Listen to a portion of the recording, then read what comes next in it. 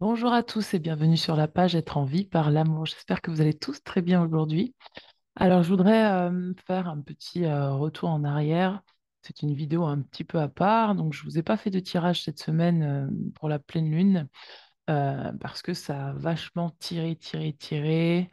Euh, C'était collectif et moi aussi personnellement j'ai été très impactée par cette pleine lune. J'avais vraiment besoin de rester centrée sur moi et me concentrer sur les émotions qui me traversaient. Euh, et du coup, j'aimerais un petit peu partager l'expérience que j'ai eue là dernièrement, justement sur cette pleine lune avec vous, sur l'importance de bien s'entourer et l'importance de pouvoir arriver à ressentir ces émotions tout en acceptant en fait de les vivre telles qu'elles sont et a priori à accepter de pas forcément être toujours détaché de ce qu'on vit. Euh, et ça demande une force et une confiance et une foi intérieure sur le fait que on a besoin de s'écouter, on a besoin d'être par moments dans une forme d'introspection et pas qu'une forme d'introspection, une forme juste de recul, une forme de pause où on s'accorde un moment pour dire stop, tout simplement, et pour revenir à soi. Ça a tiré beaucoup pour moi parce que euh, je revis une situation que j'ai vécue il y a quelques années, exactement il y a à peu près 10 ans. Euh, il y a à peu près 10 ans, qui a été très difficile à vivre pour moi, puisque j'accouchais mort-né il y a 10 ans de mon petit Jacob. Euh, et j'ai ressenti énormément de colère, de frustration et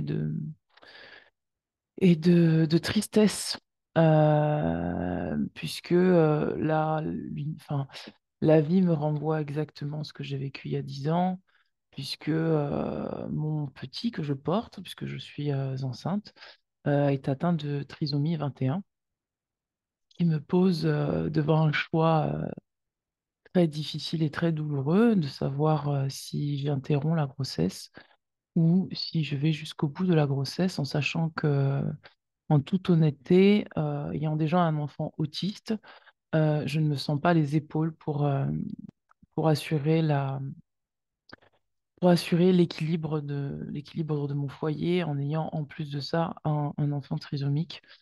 Euh, et d'autant plus qu'on ne sait pas exactement euh, quel est le degré de déficience que l'enfant peut avoir et quelles sont les malformations que l'enfant peut avoir. Donc c'est une question c'est une annonce qui a été assez brutale pour moi. J'essaye de l'encaisser, j'ai essayé de l'encaisser la semaine dernière, enfin début de semaine, enfin fin de semaine dernière, et puis dès lundi, bien que je m'en doutais 3 jours avant. euh, et s'avère après tout un processus où on doit prendre des décisions et on ne sait pas vraiment forcément dans quelle direction aller. Euh, Parce qu'interrompre la vie, c'est quand même quelque chose pour moi qui est très difficile à accepter, puisque pour moi, c'est quelque chose de très naturel et d'être face en fait au fait de me dire que, je, que, je, que la solution serait d'interrompre la vie, c'est très difficile pour moi à me dire et très difficile pour moi à accepter. C'est quelque chose que je n'ai pas envie de faire, c'est quelque chose qui me remplit de douleur. Rien que le fait d'y penser, je ne me sens pas de faire ça. Euh,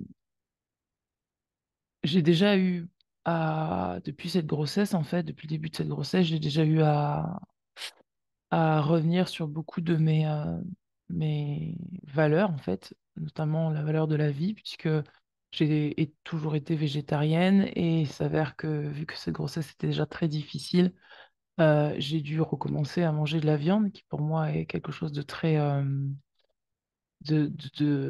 qui n'est pas pour moi anodin, puisque tout simplement, c'est un animal qui est sacrifié. Et, enfin, ça, c'est mon point de vue. Je sais que peut-être que vous, derrière la caméra, vous pensez différemment, mais j'étais obligée de revenir en fait sur ça. Je ne l'ai pas accepté forcément de mon cœur, mais je l'ai fait quand même. pour mon enfant. Et là, il s'avère que le choix que j'ai encore à faire, c'est justement de potentiellement être devant le fait de devoir sacrifier la vie. Alors, je trouve je réfléchis à d'autres solutions alternatives qui pour moi sont qui seraient plus justes pour moi, et plus justes pour nous, pour ma famille. Euh, mais ce n'est pas sans conséquence puisque je suis dans le, dans le processus en fait d'accepter d'abandonner mon enfant, enfin de l'abandonner partiellement en tout cas, de ne pas pouvoir m'en occuper tout le temps et de trouver une famille d'accueil avec qui je pourrais toujours rester en contact avec cette famille et prendre mon enfant avec moi pour ne pas, enfin, le prendre de temps en temps pour ne pas avoir à délaisser mon premier enfant autiste pour mon enfant trisomique. Euh, c'est très compliqué pour moi ce choix. C'est très très compliqué. Je suis devant un dilemme euh, et je ne me sens pas non plus les épaules pour faire une interruption médicale de grossesse. Euh, donc voilà, donc la pleine lune, moi, m'a mis, euh, puisque c'était le jour de la pleine lune où on m'a confirmé, les généticiens m'ont confirmé le diagnostic. Donc ça a été très tendu pour moi. Ça a été très très très tendu émotionnellement. Et je voulais vous parler du fait de bien s'entourer, parce que c'est vraiment important quand on vit des épreuves comme ça, de savoir très bien s'entourer euh, et de vraiment voir en fait, de vraiment avoir la capacité vraiment de s'entourer de personnes soutenantes. J'ai eu la chance, moi, d'avoir une amie qui, depuis le début de ma grossesse, m'accompagne, m'accompagne en fait à tous mes rendez-vous, me soutient, elle passe, elle est passée par ce à quoi je suis en train de vivre maintenant. L'univers ne me l'a pas envoyé pour rien. Ça, j'en suis convaincue. Elle aussi, on a un point commun, c'est qu'on a enterré nos enfants. On sait ce que c'est que de porter des enfants et de les voir partir soit partir dans le ventre, soit partir après la naissance. Euh, et, euh, et elle m'a été très, très, très soutenante et très aimante, très bienveillante. Euh, et, et, et, et pareillement, il y a 3 jours, mon ami Thomas, dont je vous ai déjà parlé de Thomas, qui vit en Bretagne, qui a aussi également été très soutenant. Et ça, c'est important de se rendre compte que c'est pas forcément les gens qui sont les plus proches de vous qui sont soutenants. Même à distance, il y a des personnes qui, juste par leur écoute, leur bienveillance, leurs conseils attentionnés et aimants, peuvent vous apporter une forme de soulagement, une forme de compassion qui fait que la vie est plus supportable. Euh, voilà. Et qu'est-ce que je voulais dire d'autre sur ça? Et les défis de la vie, c'est accepter en fait ce qui est comme c'est-à-dire même si c'est dur, c'est accepter l'état émotionnel dans lequel on est, cette tristesse qui est pas forcément difficile et qui est pas forcément facile à porter, cet état de colère qui nous replonge dans une forme parfois de victimisation, euh, de rejet qui fait que parfois on a juste envie de s'enfermer avec soi-même et ne plus laisser rentrer l'extérieur pour, euh, pour revenir un petit peu dans sa coquille. Euh, et, euh, et donc voilà, voilà, voilà. Euh, voilà pourquoi je n'ai pas fait de tirage et voilà ce qui s'est passé pour moi durant cette pleine lune. Et je suis convaincue que vous me regardez et que pour vous ça a été difficile parce que vraiment c'était une super pleine lune qui est venue retravailler des choses en profondeur. Moi, j'ai été ramenée à il y a 10 ans, mais pas que il y a 10 ans. J'ai également été ramenée à mon enfance, à me poser des questions sur pourquoi dans ma matrice de femme, je n'engendre que des enfants malades, des enfants voilà, qui ont des problèmes. On a beau lui dire, en fait, comme les généticiens le disent, c'est le pur hasard, mais pourquoi ce hasard? Moi, je ne crois pas au hasard, hein. Pourquoi ce hasard euh, me donne à porter des enfants qui sont, on va dire, plutôt que malades, j'ai envie de dire atypiques. Euh, et du coup, ça me ramène aussi à ma propre enfance qui a été complètement dans le rejet de ce que j'étais, dans la non-acceptation justement de l'enfant qui n'est pas parfait. C'est-à-dire que moi, j'ai eu des parents qui me voulaient parfaite. Euh, et quelque part, je sais que inconsciemment, l'univers m'envoie ce message de me dire que je dois faire tout simplement le deuil, accepter le deuil de ne pas avoir été parfaite, ou en tout cas d'avoir été plutôt parfaite dans mon imperfection, on va dire ça comme ça. Et le deuil d'avoir aussi des enfants parfaits, des enfants entre guillemets parfaits, d'avoir des enfants qui, euh, qui reflètent quelque part ce que la société voudrait. C'est pour moi un double message. C'est un double message pour moi d'accepter les choses telles qu'elles sont et d'accepter le fait que voilà, j'ai un enfant autiste qui est très très intelligent, qui a des capacités exceptionnelles, qui a aussi beaucoup de difficultés, notamment d'apprentissage et surtout des apprentissages simples, qui a beaucoup de difficultés dans les apprentissages simples, mais qui par contre a des connaissances phénoménales et et une manière d'être qui est très très très atypique. De la même manière, quand j'ai eu Jacob, mon premier petit, il était atteint d'une trisomie 13. Il avait tout simplement ce qu'on appelle là le troisième œil, en fait, un trou béant là au niveau du crâne.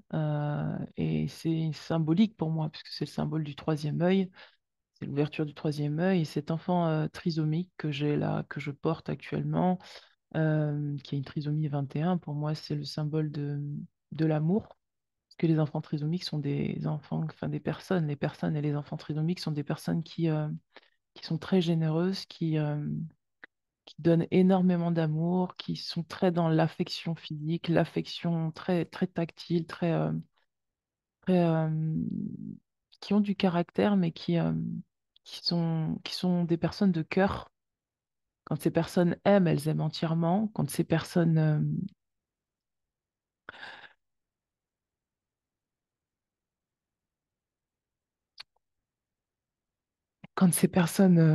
excusez-moi,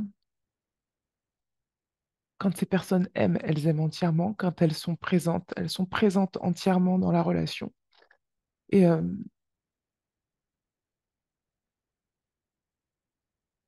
et donc, du coup, ça me renvoie à tout ça, à- au fait de lâcher les barrières, lâcher les barrières au niveau du jugement qu'on a vis-à-vis de soi quand on est en capacité d'aimer, de vraiment aimer entièrement avec tout ce qu'on est.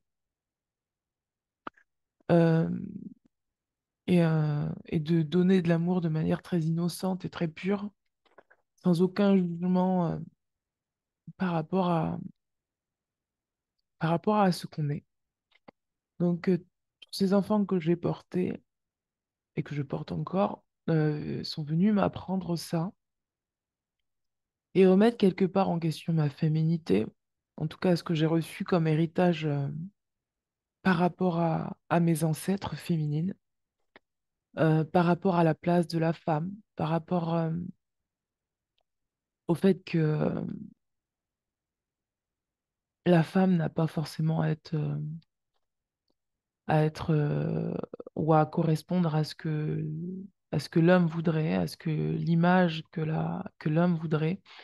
En tout cas, j'ai senti toutes mes ancêtres me traverser là, il y a 4 jours, 3, 4 jours. J'étais toute sentie m'appeler et me dire, voilà comment on m'a considérée. On m'a considérée comme un ventre, on m'a considérée comme une mère porteuse, on m'a considérée comme une bonne à tout faire, on m'a considérée comme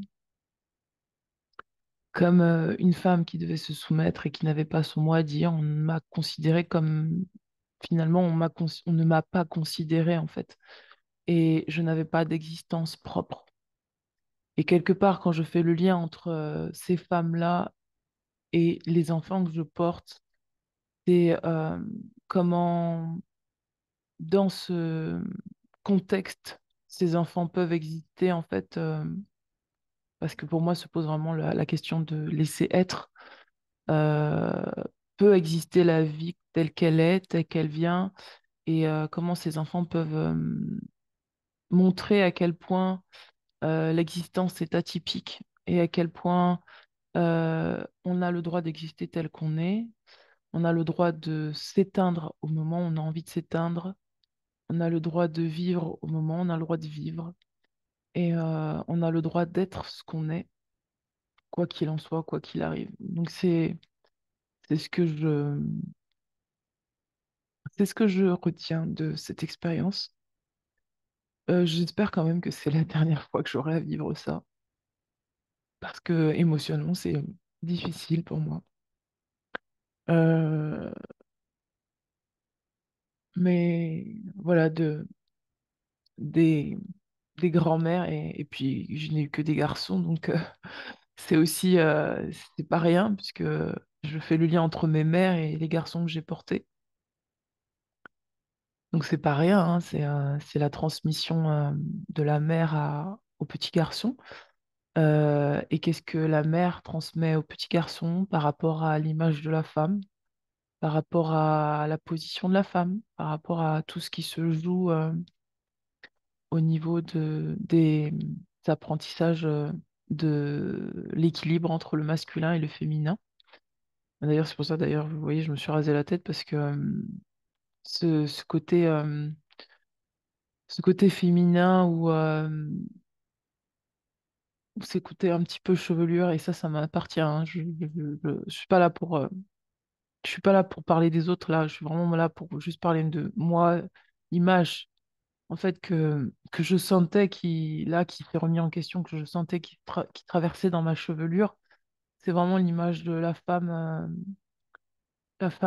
aux cheveux longs qui est dans la séduction, qui est dans la, qui est aussi dans le fait de paraître, qui est dans le fait d'utiliser ses charmes.